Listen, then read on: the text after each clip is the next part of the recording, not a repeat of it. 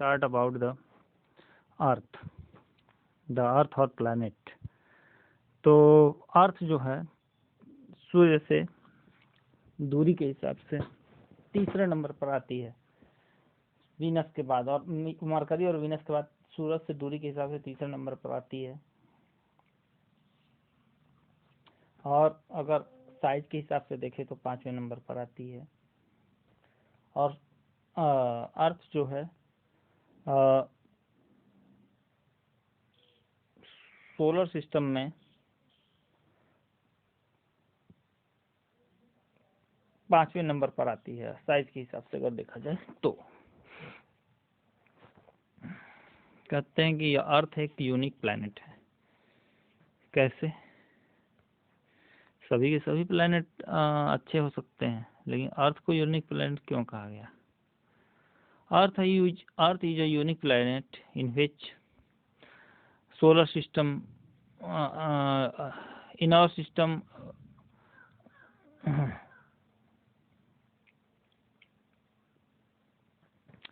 यानी अर्थ को unique planet कहा जाता है। क्यों कहा जाता है? इसके पीछे क्या वजह है? सबसे पहला वजह यह है कि उसका लोकेशन बेस्ट है। यानी कि सूरज से दूरी न तो बहुत ज़्यादा है, इतनी ज़्यादा नहीं कि रातें ठंडी हो जाएं और दिन जो है गर्म रहे। रातें जमना दूसरे प्लैनेट्स की तरह जो है रातों को जैसे कि जमने की कंडीशन आ जाती है। तो यहाँ दिन और रात का उतना फर्क नहीं पड़ता कि दिन में जलने लगे और रात में जमने लगे। यानी कि जो लोकेशन है अपने अर्थ का, ये सन है और ये अर्थ है, तो ना तो मरकरी की तरह बहुत नज़दीक है, ना तो यूरेनस की तरह बहुत दूर। जैसे कि यूरेनस जम जाता है और ये जलने लगता है। तो अर्थ का जो लोकेशन है सूरज के हिसाब से बहुत सूटेबल है। न इतना कम है कि जलन महसूस हो, न इतना कम है कि जम जाए। फिर the favorable environmental condition for the origin and survival of the various forms of life। देखो यहाँ पे जो टेम्परेचर है और यहाँ का जो एनवायरनमेंट है इतना फ्रेंडली है कि यहाँ पे अलग अलग तरीके के लिविंग ऑर्गेनिज्म, प्लांट्स, जीव जंतु फल फूल और बढ़ सकते हैं, सरवाइव कर सकते हैं, जीवन जी सकते हैं, जीवन यापन कर सकते हैं। और साथ ही साथ एक और बहुत बड़ी बात है कि धरती रोटेट करती है जिस हिसाब से, जैसा कि ये अपनी एक्सिस है और इस पे जो है इस तरीके से घूमती है। तो इस घुमाव के चलते एक ही तरफ सूरज का हिस्सा ना तो सूरज की तरफ रहेगा, ना तो हमेशा एक आड़ में रहेगा। यानी कि जो हिस्सा अभी सेकाया है, सूरज से गर्मी पाया है सन की तरफ से, तो वो हिस्सा हटेगा, इधर वाला हिस्सा यहाँ आएगा, इधर वाला हिस्सा इधर। यानी गर्मी से ठंडी, ठंडी से गर्मी होती रहती है, यानी दिन से रात, रात से दिन होता रहता है। यानी टेम्परेचर का बैलेंस बना रहता है, ना ही बहुत ज़्यादा दिन ही दिन, ना ही रात ही रात।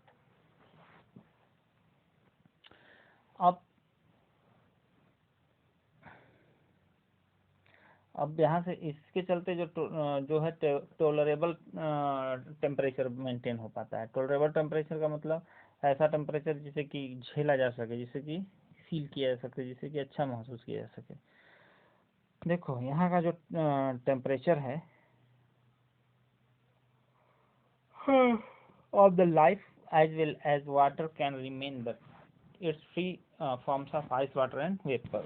देखो यहाँ पे प्राणवायु ऑक्सीजन तो है ही, ऑक्सीजन के अलावा भी दूसरे बहुत सारी गैसेस हैं, लेकिन ऑक्सीजन है इसलिए हम यहाँ पे जिंदा हैं। दूसरा वजह ऑक्सीजन है तभी यहाँ पे पेड़ पौधे जिंदा हैं, ऑक्सीजन है तभी यहाँ पे आग जल पाती है। अब बाकी बातें जो हमारे जीवन के लिए अति आवश्यक है वह है पानी। पानी यहाँ 3 रूपों में निवास कर सकता है। अधिक ठंडी पड़ रही तो जम गया, थोड़ी सी गर्मी पड़ी तो गल गया, पानी बन गया, और ज़्यादा गर्मी पड़ी तो यह भाप बन के उड़ गया, लेकिन फिर आज नहीं तो कल वापस आएगा ही आएगा बारिश के रूप में। जल की एक बूंद को न नष्ट किया जा सकता है, नहीं बनाया जा सकता है। इसके अलावा ये अर्थ है अपनी, ये अर्थ है, अर्थ के चारों बगल इन्वलप है एटमॉस्फेयर का। किस चीज़ का? एटमॉस्फेयर का एनवलप है। इससे क्या होता है कि सन की तरफ से जो आने वाली हार्मफुल गैसेस होती हैं, इसको यह रोकता है, एटमॉस्फेयर रोक करके वापस कर देता है और काम भर की एनर्जी को अंदर घुसने देता है।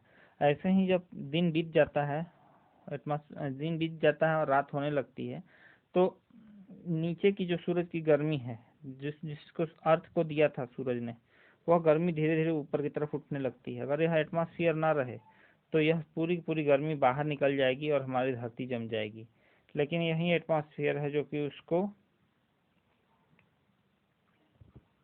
उस मिनिमम नेसेसरी जो है हमारी गर्मी की धरती के पर जो रेडिएशन यानी गर्मी का जो मिनिमम रिक्वायरमेंट है कि इतना तो गर्मी रहना ही चाहिए, नहीं तो सारा पानी नदी नाला पेड़ पौधा सब जम जाएगा। तो यानी कि न तो बहुत ज़्यादा गर्मी सूरज से आने पाती है हमारे तरफ, न ही ज़रूरत से ज़्यादा गर्मी निकलने पाती है। यानी ये जो एटमॉस्फेयर है एक तरीके से लिफाफे का काम करता है, बंधन का काम करता है।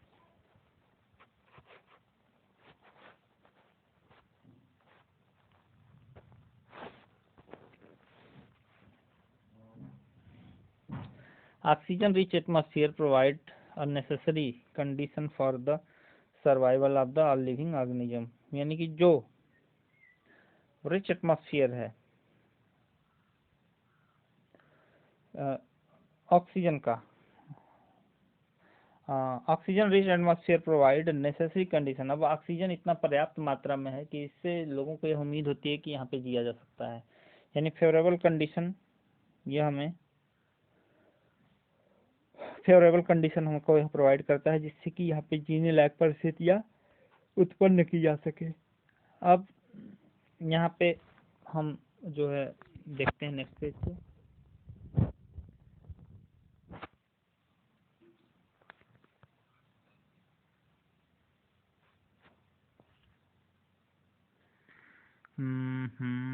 एक दो तीन, इसको देखें।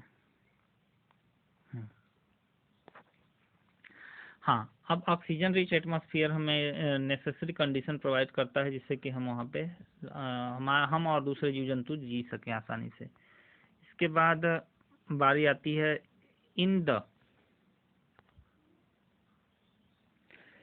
Space earth looks blue in colour due to the presence of water all over it. That's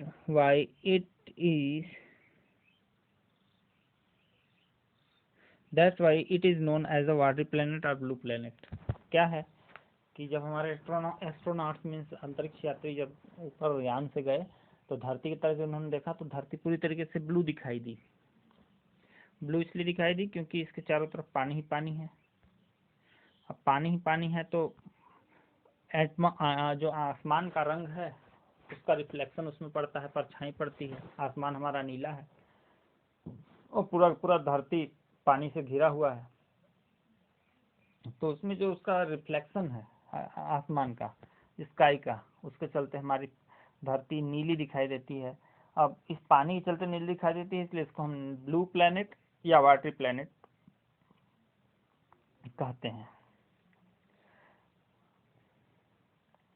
शुरू के ज़माने में जब हमारे पूर्वज थे तो नहीं जानते थे कि धरती गोल है, बल्कि वो समझते थे कि धरती एक प्लेट जैसी है जिसके आगे हद से ज़्यादा बढ़ा जाएगा तो गिर जाएंगे हम, यानी ज़्यादा दूर मत जाना नहीं तो गिर जाओगे ज़मीन के नीचे, ऐसी सोच थी पहले। जबकि अर्थ कैसी है, अर्थ है गोलाकार, इसके चारों बगल चलते चले जाओ कहीं गिरोगे नहीं, कहीं गिरोगे ही नहीं। ऐसी सोच थी हमारे एंसेस्टर्स की।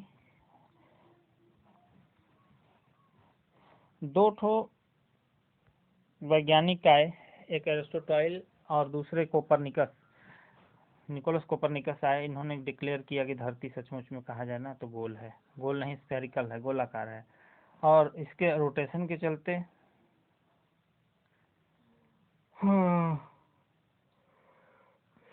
देखिए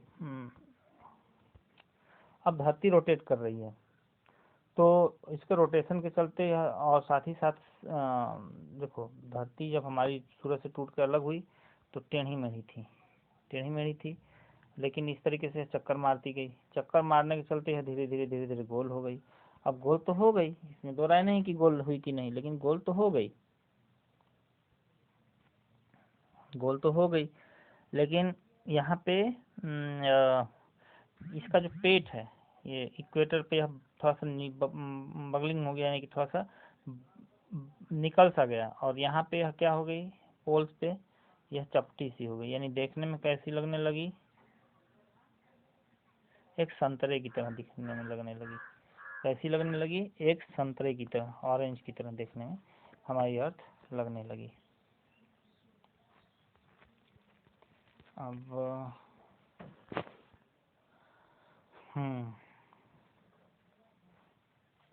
अब चूंकि धरती ऊपर से थोड़ी सी ऊपर से दबी हुई और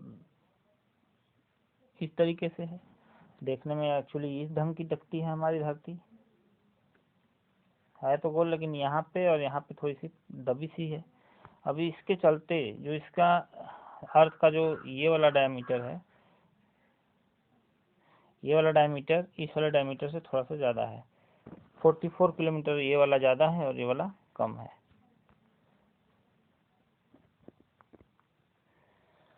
ठीक, तो फिर मिलते हैं नेक्स्ट वीडियो में।